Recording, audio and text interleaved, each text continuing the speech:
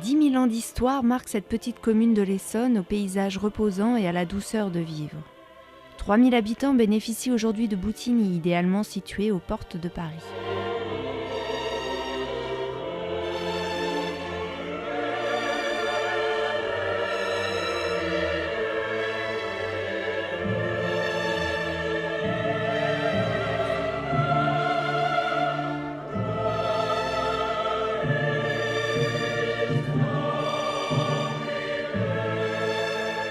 Les premiers témoignages de la vie à Boutigny ont été découverts dans la grotte de la Justice en 1953, comme en témoigne une peinture à l'ocre du Paléolithique supérieur.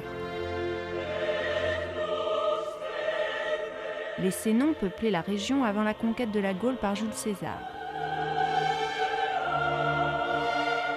L'ancienne voie romaine de Lutèce à Aviracum, Bourges, date de cette époque. À partir du XIIIe siècle, Boutigny voit apparaître la seigneurie. Les terres et dépendances se transmettent alors aux mains de plusieurs familles, dont celle des seigneurs de Marchais. Ces terres resteront essentiellement vouées à l'agriculture pendant plus de 500 ans. Les fermes du hameau de Marchais témoignent de l'importance de l'activité agricole. Au fil de l'histoire sont apparues de nombreuses fermes. La ferme seigneuriale, la ferme du Ménil-Marchais et ses pittoresques bâtiments dont les plus anciens sont datés du XVe siècle, ainsi que la chapelle Saint-Jacques située à proximité, la vieille ferme et la petite ferme.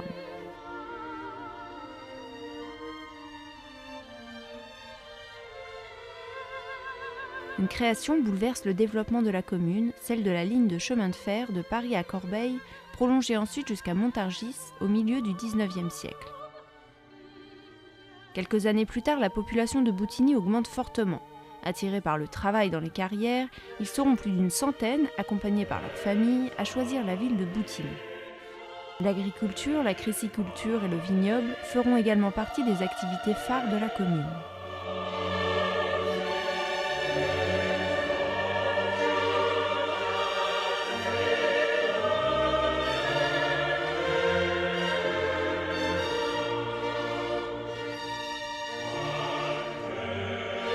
À 2 pas de la forêt de Fontainebleau, Boutigny dispose d'un cadre de vie idéal où les nombreuses variétés d'arbres s'associent au calme de l'Essonne qui traverse le village. De mai à juin, les tilleuls et acacias embaument l'atmosphère. Une rivière calme mais à la réputation rude, d'après Dom Morin, qui rapporte dans un écrit du XVIe siècle que son eau est si froide à cause des sources qui y découlent qu'elle engourdit les pieds des chevaux.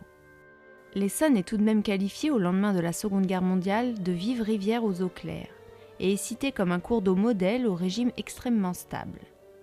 Elle s'écoule paisiblement sur la rive ouest de la commune en laissant découvrir des paysages d'ombre et de lumière qui inspirent à la quiétude et à la promenade. Elle permet au XVIIIe siècle d'être utilisée pour le flottage du bois. Au fil des années, les activités pratiquées sur l'Essonne se transforment pour divertir les promeneurs. Au début des années 20, la pratique du canoë-kayak connut un essor tel que la carte nautique de l'Essonne fut publiée. Il y était précisé que l'Essonne était une jolie rivière intime sur laquelle cependant il fallait se résigner à de nombreux portages, mais que la sauvagerie de la région traversée semblait transporter le touriste parisien bien loin de la capitale. On pouvait encore apercevoir au début du XXe siècle les nombreux lavoirs dont disposait Boutigny au bord de l'Essonne. Ils ont été démolis pour la plupart entre 1950 et 1970.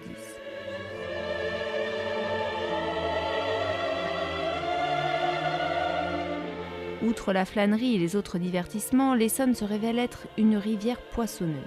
En témoignent les archives notariales qui mentionnent de nombreux baux de pêche à Boutigny. Ainsi, le moulin de la Grande Roue de Jarcy pratiquait autrefois l'élevage des anguilles et devait entretenir l'anguillière en échange de la jouissance de cette pêcherie.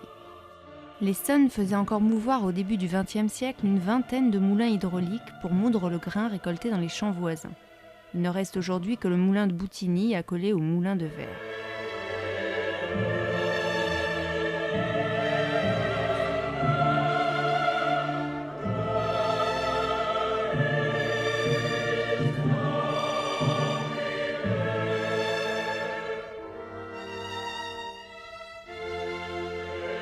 L'église de Boutigny, œuvre de maçon de village, est reconnaissable à son clocher massif, carré à 2 étages, percé de baies romanes et cantonné de blasons de pierre aux armes des 3 illustres familles qui jadis ont possédé la terre. L'édifice est caractéristique d'une architecture des XIIe et XIIIe siècles. Elle fut restaurée au XIXe siècle avec l'aide des propriétaires du château de Bélébat.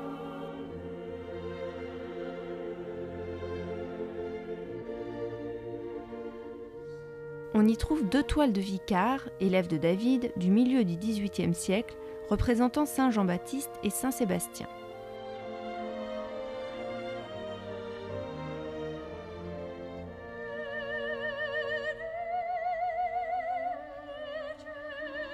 Outre l'activité agricole, la commune de Boutigny se démarque par la culture du cresson et le travail dans les carrières de grès.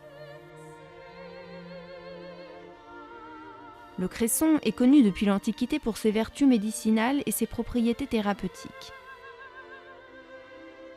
L'histoire raconte que lors de l'un de ses fréquents séjours à Vernon, en l'été 1261, alors qu'il avait faim et soif, le roi Saint-Louis consomma une salade de cresson et s'en trouva si bien qu'il accorda aussitôt à cette petite ville de l'Eure le privilège de faire figurer 3 bottes de cresson sur ses armoiries. En 1901, Félix Wittmetz, époux d'une fille d'un cressonnier de cette région, creusa puis exploita une cressonnière qu'il avait établie sur les prés appartenant au domaine de Bélébat. La cressonnière fut exploitée jusqu'en 1993. La culture prospéra. Des voitures à cheval acheminaient le cresson jusqu'aux gares d'où il était transporté tout frais cueilli vers les halles de Paris. Là, les mandataires revendaient cette fragile et précieuse denrée aux enchères montantes.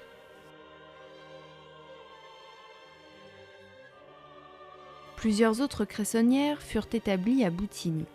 Aujourd'hui en friche, ces paysages témoignent d'une activité économique qui a fortement marqué le territoire et les habitants de la commune.